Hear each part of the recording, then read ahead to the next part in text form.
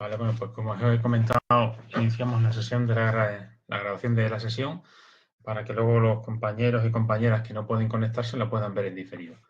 La idea de la videoconferencia de hoy, que no creo que nos lleve más de 20-25 minutos, es simplemente comentar el documento de errores comunes porque en los foros del curso habéis preguntado por esos errores. Voy a mostrar el documento en pantalla, lo voy a compartir, porque esta mañana he hecho una actualización. ¿Estáis viendo el documento? Sí, sí, sí. Vale, fenomenal. Bueno, pues como de costumbre, lo nuevo que ha añadido el documento está al final y figura en color rojo. Lo nuevo que ha añadido, digo, en color rojo, en este caso es el error de entregar código que no es necesario o que no se ejecuta nunca. Hay personas que en las tareas entregan clases que no son métodos que no se ejecutan, etcétera, etcétera. Algo que también es novedoso en este documento, figura también abajo en color rojo, es el hecho de que los errores de esta lista, pues si se cometen por cada vez que se cometan, penalizan con 0,25 puntos sobre la nota total de la tarea o del examen en cuestión, pero me estoy encontrando, conforme voy corrigiendo la tarea, sobre todo a final de curso, que tengo una avalancha de entregas tremenda, que hay gente a la que le había dicho que estaba cometiendo ciertos errores de esta lista, y los penalicé en su momento, como ya habíamos dicho, pero en las siguientes entregas vuelven a cometer los mismos errores. Yo creo que lo que hay que hacer es intentar aprender de nuestros errores para no seguir cometiéndolos.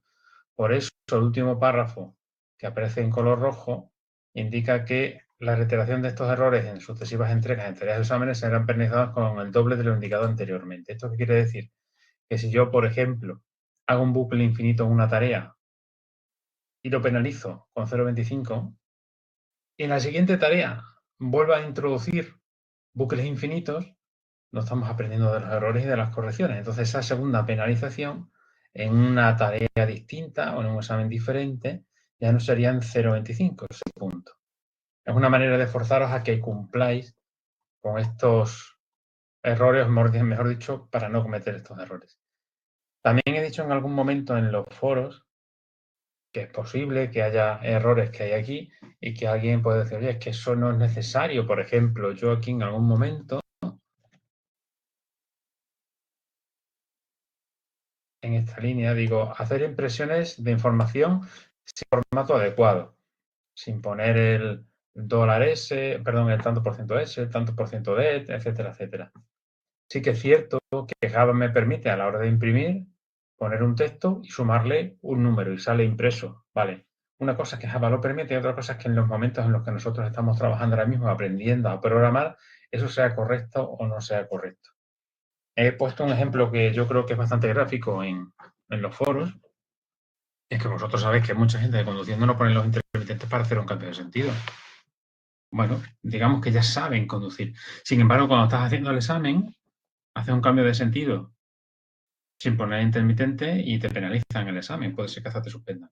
Pues aquí ocurre algo parecido.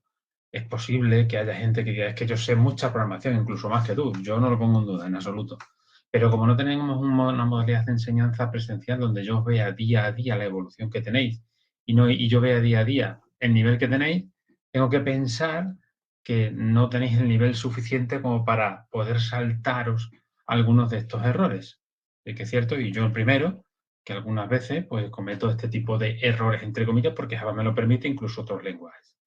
Bueno, por eso creo que he sido suficientemente claro. Lo que no quiero es acaparar la videoconferencia y lo que sí quiero es que vosotras, preguntéis las dudas que tengáis sobre estos errores para poder aclarar lo que necesitéis y que no los cometáis, evidentemente. Tenéis vosotras la palabra.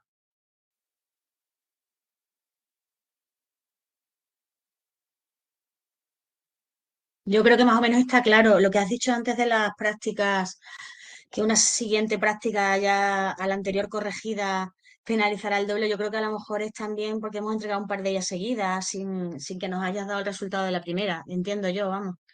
O bueno, a lo mejor ha sido por despiste volver a cometer el mismo error. O porque no dominamos todavía la materia, ¿no? pienso que el documento está claro y no sé si sabremos ponerlo bien en práctica o no, pero bueno, bien. Tienes razón en lo que estás diciendo y lo he pensado, porque ya digo que esta reiteración de errores me la he encontrado ahora en esta avalancha de tareas que habéis entregado. Entonces, es posible, María del Pilar, que creo que eres la que has hablado, que sea lo que Sí, está sí. ocurriendo, lo que tú has dicho. Entonces, sí que es cierto que no estoy siendo contundente en aplicar esa reincidencia, porque entiendo que esta demora en la corrección de tareas, por los motivos que ya he dicho, puede dar lugar a lo que María del Pilar ha comentado. Pero sí que me interesa que eso quede claro de cara al examen, porque mi esperanza es que de aquí al examen, que es el martes, todas las tareas estén corregidas. ¿De acuerdo? Pues no quiero yo que haya ningún tipo de sorpresa, porque si en el examen alguien pone un bucle infinito y en las tareas lo ha puesto y yo le he penalizado y lo vuelvo a colocar, pues la penalización será el doble que tenía en las tareas. Es que no lo había dicho, sí, está dicho. Lo que pasa es que con las tareas no he sido, o he sido más permisivo, por las circunstancias. Si queréis aclarar algún otro tipo de error, preguntar algo, estoy a vuestra disposición. Los breaks dentro de un bucle o un return dentro de un método o algo así, sí se pueden usar mientras, por ejemplo, el bucle sea infinito, ¿no? O sea, yo puedo romper la secuencia poniendo un break o continuar con un return, es que ese es uno de los puntos que me queda menos claro. Sé que no puedo poner un while true, sino que tengo que declarar una variable antes y luego pues modificarla dentro, ¿no? Entiendo que es eso lo que estás diciendo, ¿verdad? En ese punto. Sí, efectivamente es así, excepto para el bucle for, no for each, sino el bucle for. El bucle for tiene una variable de control propia, típicamente la que llamamos i, lo podéis llamar como queráis. Ese bucle es él solo el que de forma autónoma y automática lleva el control de la variable, valga la redundancia, del control del bucle. Tocar dentro de un bucle for esa variable típicamente llamada i para provocar la salida del bucle, eso también es un error. Colocar un break dentro de un bucle, sea while, sea for, sea lo que sea, también es un error. En los foros también he estado comentando otro símil que yo creo que es bastante ilustrativo, es el siguiente. Todos los bucles tenéis que asemejarlos a una habitación donde solamente hay una puerta para entrar y salir. Esa puerta para entrar y salir es la condición del bucle. Entonces yo, antes de entrar en el bucle, miro si la puerta está abierta o no, si me permite entrar o no me permite entrar. Y una vez que estoy dentro del bucle, tengo que volver a la puerta, tengo que volver a evaluar la condición para saber si sigo o no sigo. ¿De acuerdo? Por lo tanto, una sentencia break dentro de un bucle no es permitida, no está permitida.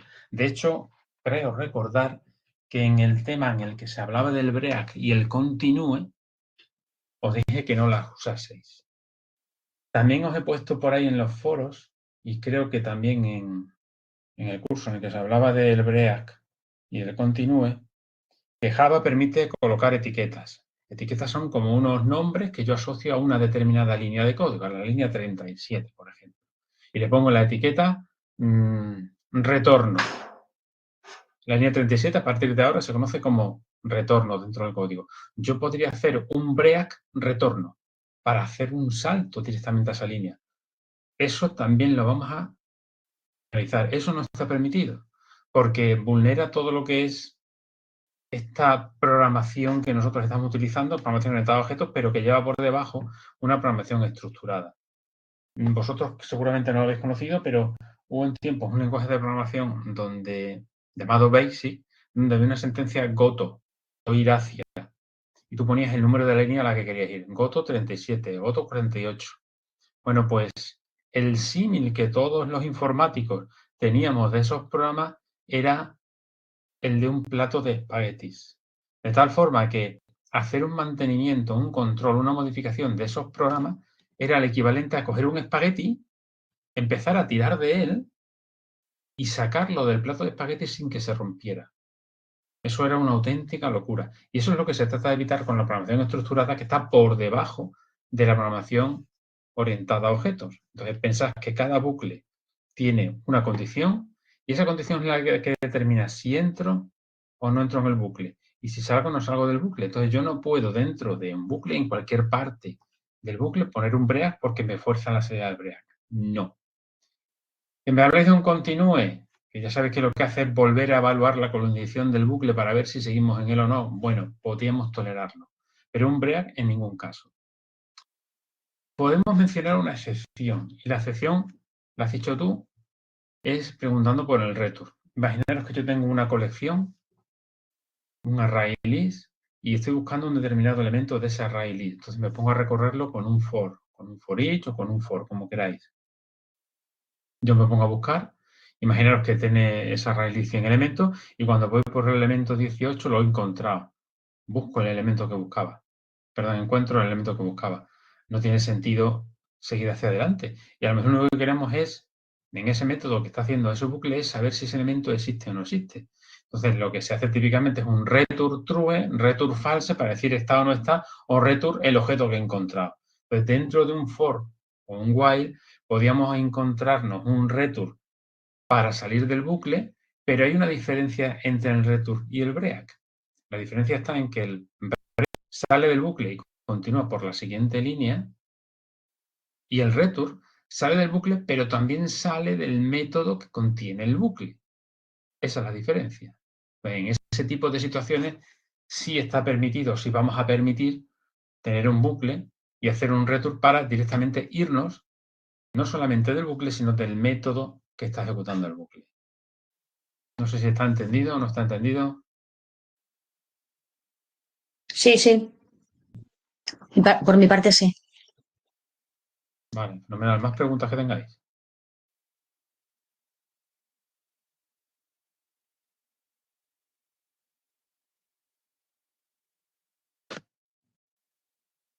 Rosa, Beatriz, ¿tenéis alguna pregunta? Yo sobre los errores comunes no tengo ninguna. Si acaso tendría alguna sobre lo que hemos dado en los cursos de Open Webinars.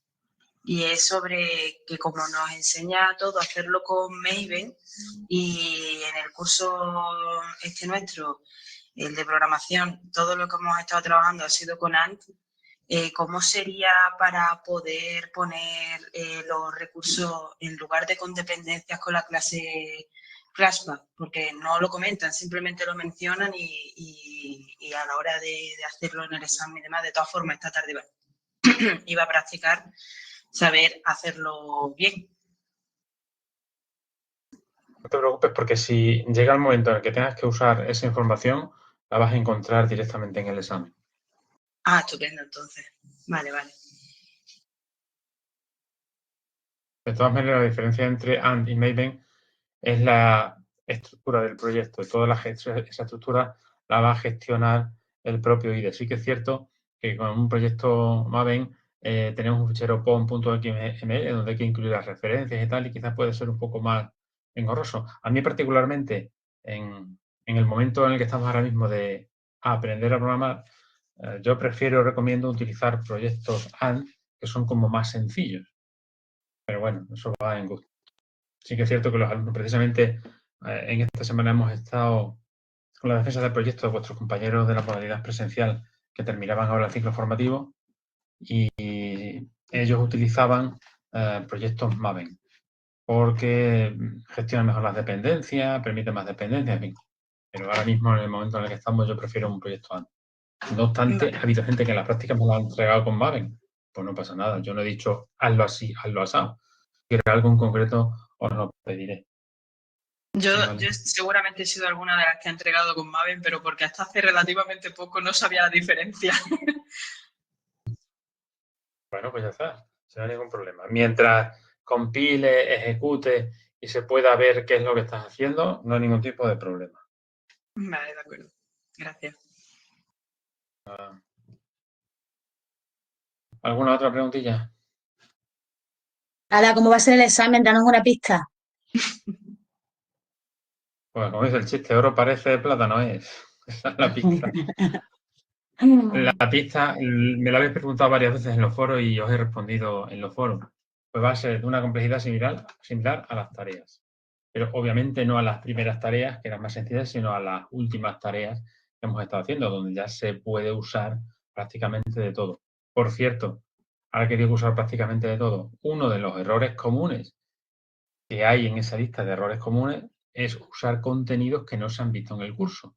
Si durante el desarrollo del examen alguien tiene duda de decir, ay, ¿y poder utilizar tal cosa o cual cosa? Que me lo pregunte. Que no nos llevemos sorpresas desagradables, porque hay gente que, yo no digo que no tenga nivel de programación, efectivamente puede tener bastante nivel de programación, pero hay gente que pone cosas que es que ni se hace referencia remota a ella en los contenidos del curso. Y me cabe la duda de decir, ¿es una persona que sabe, controla todos estos contenidos o se lo ha soplado una inteligencia artificial? Que también es posible. ¿Vale? Entonces, ¿cómo va a ser el examen? Pues similar a las tareas.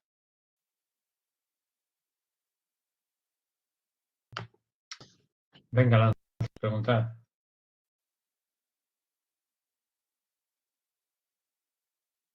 No, yo por mi parte está claro todo.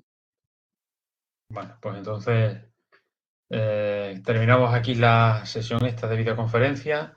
Esperemos que la plataforma la ponga pronto a disposición de los compañeros y las compañeras para quien quiera la vea y si aún así luego surge alguna duda, pues estamos en contacto en los foros y a partir por ahí la solucionamos, ¿de acuerdo? Muy bien. Muchas gracias. Estupendo, gracias. Venga, un saludo, hasta luego. Hasta luego. Adiós. Hasta luego, adiós.